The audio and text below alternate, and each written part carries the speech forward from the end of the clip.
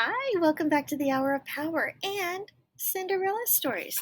I'm going to read you a Cinderella story today, but I want to remind you of our story map or our plot map here and the different parts of it. So I want you to be listening for, does it start with once upon a time? Is there a setting established and who are the characters? Is there a task or a job that the main character has to do or challenges to overcome? Obstacles to take care of? Is there a little bit of magic that happens? Then the climax of the story, in Cinderella stories, it's probably going to involve a special event, a ball, or in one story, a basketball game. In the story I'm going to read you today, it's a basketball game. Then there's a resolution, and then does it end with happily ever after? So I want you to listen for those parts as you listen to today's story. It's called Cinder Elly. Look at Cinder Elly. A little bit different, and you can see, do you see the fairy godmother in the story? Okay, let's listen. Once upon a time, or so they tell me, there was a girl called Cinder Elly.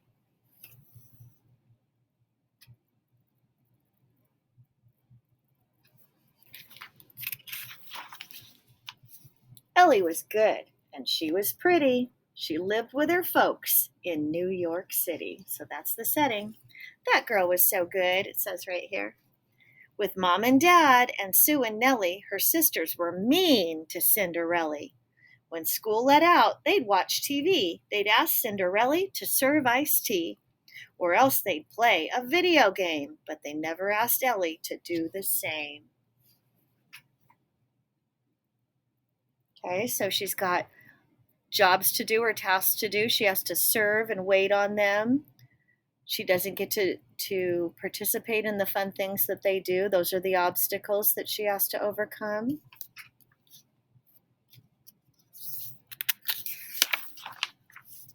Sometimes when Elly was washing the floor, she'd slide across it and out the door. What do you think would happen then? Why, Elly would have to wash it again. Elly cleaned up because she liked to be neat, from the hair on her head to the toes on her feet. She worked so hard, it was a pity she had no fun in New York City. But then one day, Elle got a note. So did her sisters. Somebody wrote, Sue, Elle, and Nellie, we picked your name. You've won free tickets to a basketball game. Do you see the note? Okay, and also over here, it's kind of fun on this. It has these little, it says shocking over here that she has to clean it again. And over here, don't fret, Elly, things will get better soon.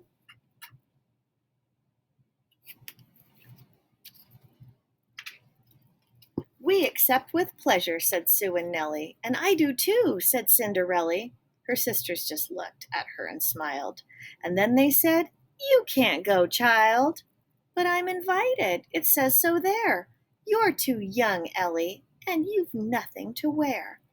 I'll shop, said Elly, but you've got no money. Elly's mother agreed. They're so right, honey. There's no money for three, only money for two. Let your sisters go, Elly. They're older than you. So Elly's big sisters went right out shopping, and Elly stayed home and did the mopping. See the picture?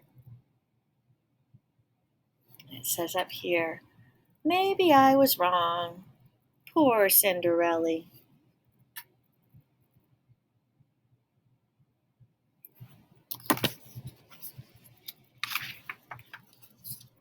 The night of the game, as Elle watched them go, an old lady came by and said, Elly, hello. Excuse me, said Elle, but I know all the dangers. I'm never allowed to talk to strangers.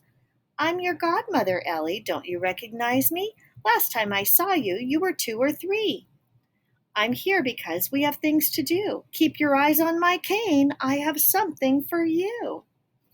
And it says, Elly's grown a bit since then. What could it be?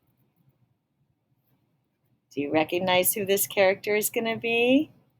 Fairy godmother. Oh, I wonder what her magic is going to do.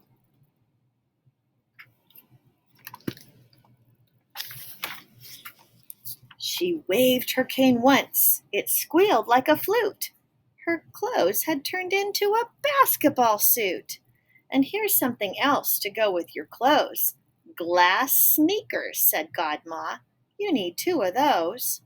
Now wait, Godmother, hold on a minute. I'm just watching the game. I don't want to be in it. Oops, said the lady. Excuse my mistake. Let's see what else my cane can make.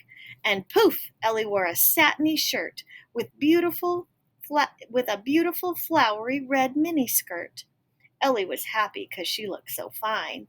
Now go to the game and have a good time. Look at her fun outfit. And it says over here, you look great, Elle. And then over here, when she was getting the glass basketball shoes, it says 1 for each foot.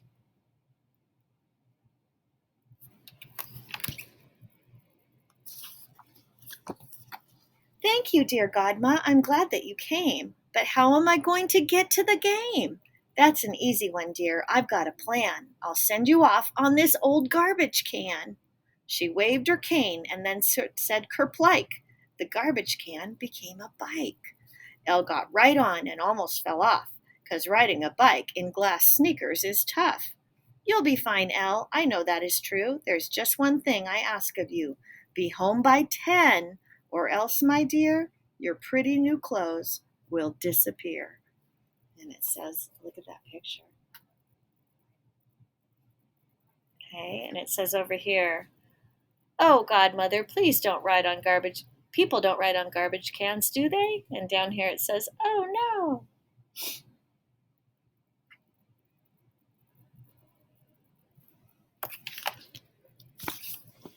No problem, purred Elly, as sweet as a kitty. Then she rode off through New York City. The game was just starting when Elle got to her seat. Out ran Prince Charming. People rose to their feet. Let's go, Prince Charming, Elle yelled with the rest. Of all of her school's players, Prince was the best. Prince was passing the ball, but he looked at the stands. Boom! Some huge guy knocked the ball from his hands. Elly stood on her toes and raised her arms fast. She caught that ball before it flew past. There's Prince. Oh, and look, do you see Elly there? She's about to catch the ball. And over here it says, so that's the famous Prince Charming.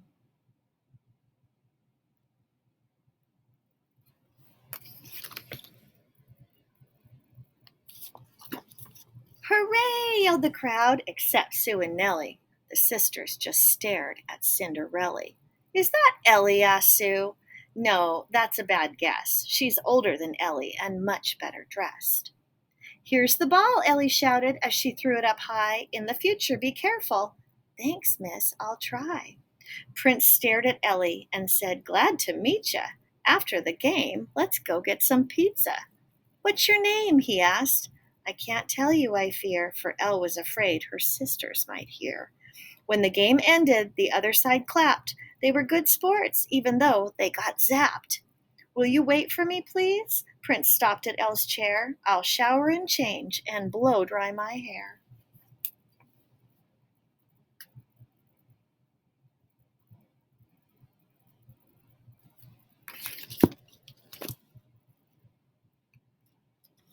Elle stayed till the clock blinked 9:58. In 2 more minutes she would be late. She got up and ran. It's sad, but it's true. A lace came undone, and she lost a glass shoe. But she couldn't stop now, so she hurried on. All she saw was a trash can. Her bike was gone.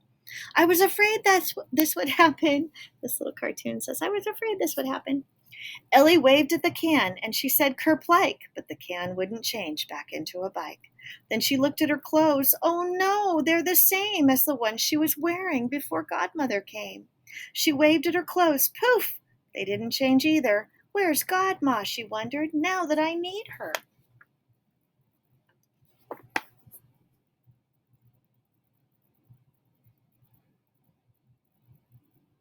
Look at all those fun little drawings.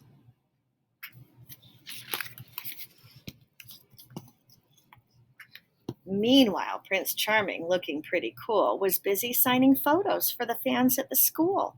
When he finished, he looked all about. Elly wasn't inside, so Prince went out. Outside he saw no one, just some girl who ran off down the street with a huge garbage can. Excuse me. But on the steps he spied one sparkly shoe. "This sneaker," said Charming, "gives me a clue." Next morning Cinder Elly tried giving Prince a call, but his number wasn't listed in the book at all. At the same time Charming sat at a table. He drew the sneaker as well as he was able. There he is, finding the shoe. Look at the little cartoon says, "Why does Prince Charming need the shoe?"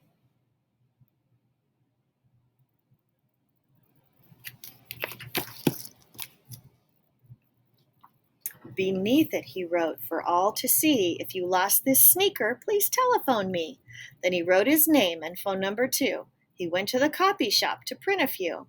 Prince taped his copies once they were complete to every single lamppost on that busy street. Many women phoned him with feet too big or too small. Prince Charming wasn't happy.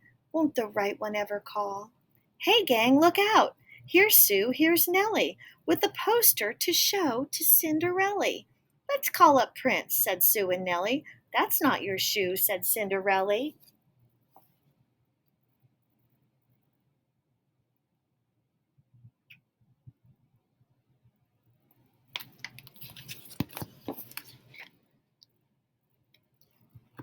Oh no, they said, but we'll try it since. How else could we ever meet a real live prince?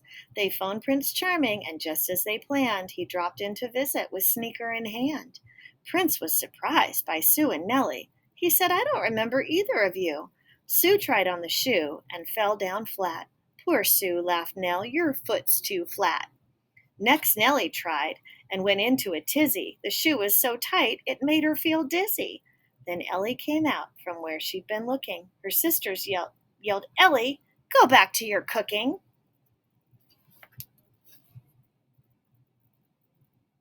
Oh my goodness, look at that picture. Okay, and the cartoon over here says, "Serves them both right."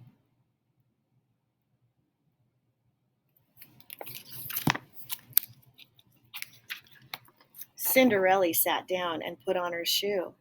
Then she took out the other one and put that on too. "Excuse me," called someone. "May I come in?" "Please do," said Elly. "Godma, where have you been?" "I've been busy," she answered, "but I know my duty to see Cinder Elly and her friend, Prince Cutie." "Prince Charming," he corrected. "Well, how do you do? It's time you saw Elly in the clothes that you knew." "Poof, poof," she waved. Elly's clothes became the one she had worn to the basketball game. "Yikes!" screamed the sisters. "Shush," Godmother told them. "You deserve a good scolding," and she started to scold them. Do you know what a scolding is? A scolding is when somebody tells you what you've done wrong. Usually not in a very nice way. "You're forgiven," said Elly. "I'm sure that you've seen that it's awfully wrong to be terribly mean." "You're right, Cinder Elly, and we promise we know it. If we ever feel mean again, we just won't show it." Prince said to Elly, "Let's go spread the news." "Wait, Prince," said Elly, "till I change my shoes." They walked down the street holding hands, pretty snappy, and everyone lived forever happy. There they are. And the little cartoon down here says, "I'm so glad everything turned out all right, aren't you?" And there's the end. They're getting into a taxi. Okay. I will be back with more Cinderella stories. Have a great day. Thanks for joining us for Hour of Power.